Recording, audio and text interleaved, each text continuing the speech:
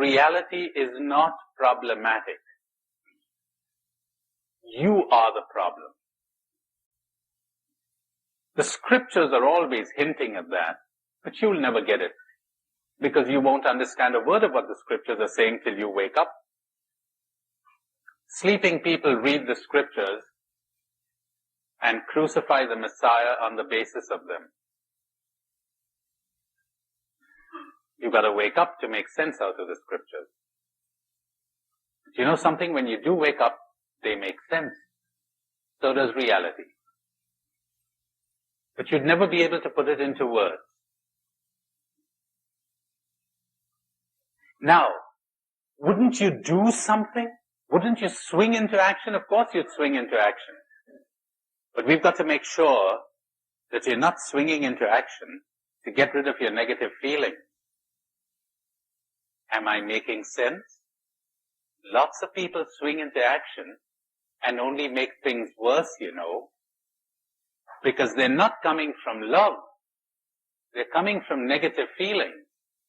They're coming from guilt, from anger, from hate, from a sense of injustice, or whatever. We got to make sure of that first.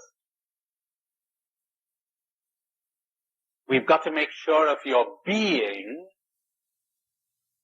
before you swing into action. You got to make sure of who you are before we see what you do. And unfortunately, when sleeping people swing into action, they just substitute one cruelty with another, one injustice with another, and so it goes on. Meister Reka, again, says so powerfully, it is not by your actions that you will be saved or awakened, call it any word you want, but by your being. It is not by what you do, but by what you are that you will be judged. Of course.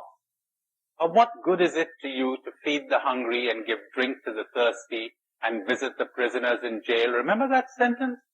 I could give my body to be burnt and all my goods to feed the poor, but if I have not love, that's important. Not your actions. Not your actions. Forget it. It's your being. Then you might get into action, or you might not get into action. You can't decide that till you know, till you understand, till you're awake. And unfortunately, all the emphasis is being put on changing the world and very little emphasis on waking you up. When you wake up, you will know what to do or what not to do. Some of the mystics are very strange, you know, like that man Jesus who says, I wasn't sent to those people. I just limit myself to what I'm supposed to do right now. Later, maybe.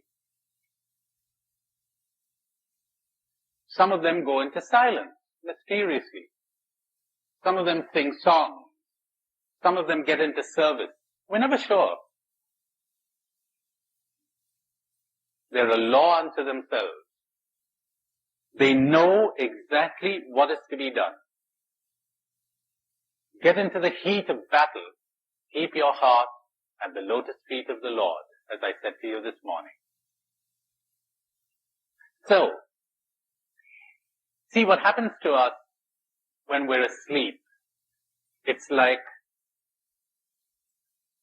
I said to you before, the world is good or the world is right because you feel good. Imagine that you're unwell and you're in a foul mood and they're taking you through some lovely countryside, beautiful landscape, but you're not in the mood for seeing anything. Another day you pass by the same place and you say, good heavens, where was I that I didn't notice all of this? Everything becomes beautiful when you change. You're looking at the trees and the mountains through windows that are wet with the rain in a storm, and everything looks blurred. and shapeless.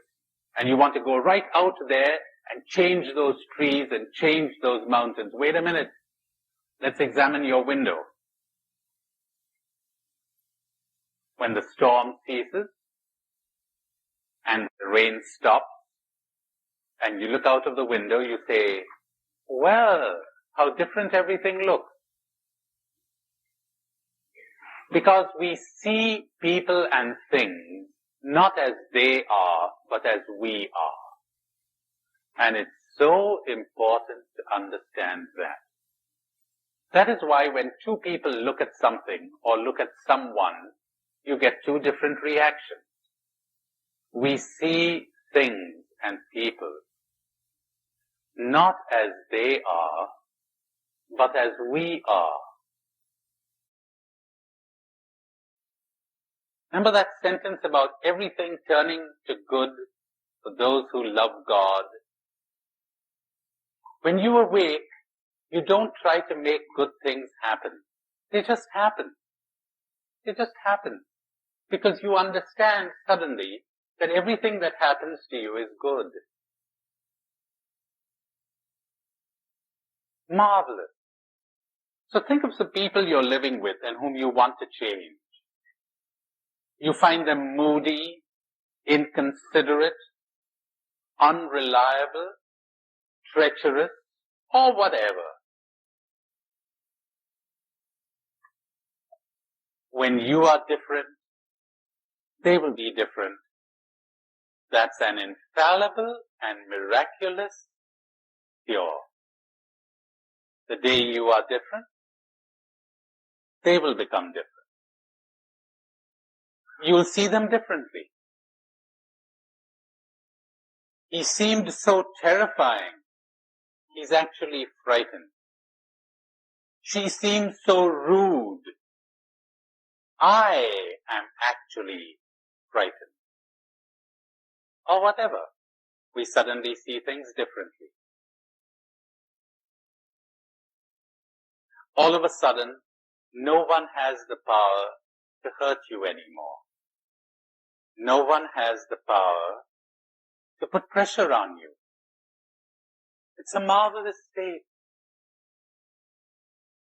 You're putting pressure on me. You know, it's something like this.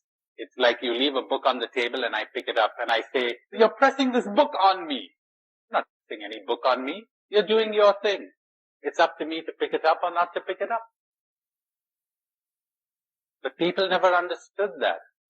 They're so busy accusing everybody else, blaming everyone else, blaming life, blaming society, blaming their neighbor.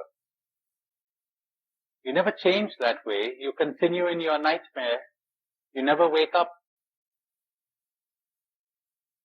So, if you would put this program into action, as I said to you this morning, 1,000 times. A, identify the negative feelings. B, understand that they are in you, not in the world, not in external reality. C, do not say that that is an essential part of I. These things come and go. D, understand that when you change, everything changes.